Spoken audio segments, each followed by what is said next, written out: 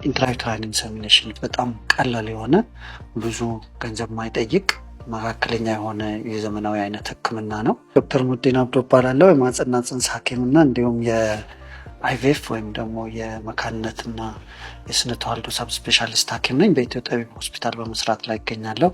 በዚህ ዘመናዊ ህክምና የምንለው ሂደት ውስጥ ሁለት አይነት የህክምና አይነቶች አሉ። አንዱ ኢንትራዩተራይን ኢንሰሚኔሽን ይባላል። የመጀመሪያው ይህ ማለት ምን ማለት ነው? የወንድ የዘር ፍሬ ፈሳሽ በላቦራቶሪ ውስጥ የተወሰነ ዝግጅትና ፕሪፓሬሽን ከተደረገ በኋላ የሴትዮ እንቁላል ተዘጋጀ በምንልበት ጊዜ ወይም ይለቀቃል ተብሎ በሚጠበቅበት ካልኩሌት ተደርጎ ሰዓቱ ማህፀን ውስጥ መርጨት።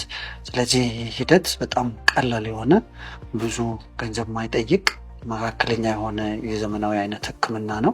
ይህን ለማድረግ ወሳኝ የሆኑ ነገሮች ከእናትየዋ የምናገኘው የማህፀን ትቦ ክፍት መሆኑና እንቁላሎቿ መስራታቸው፣ ማህፀን ኖርማል መሆኑ ቼክ ካረግን በኋላ የምናደርገው ነው። የወንዱ የዘር ፍሬ ፈሳሽ ለዚህ ብቁ ሆኖ ሲገኝ ይሄ አዩዋ የምንለው ወይም ደግሞ በአማርኛችን የወንድ የዘር ፍሬ ፈሳሽ ተስተካክሎ ማህፀን ውስጥ መርጨት እና ከዛ በራሱ ጊዜ እንዲገናኝ ማድረግ የሚለው ነው። ይህን ህክምና አብዛኛው ጊዜ ጥንዶች እርግዝና አልከሰት ብሎ ሲያስቸግራቸውና እነዚህ ምርመራዎች ለዚህ ብቁ ሆነው ሲገኙ የሚሰራ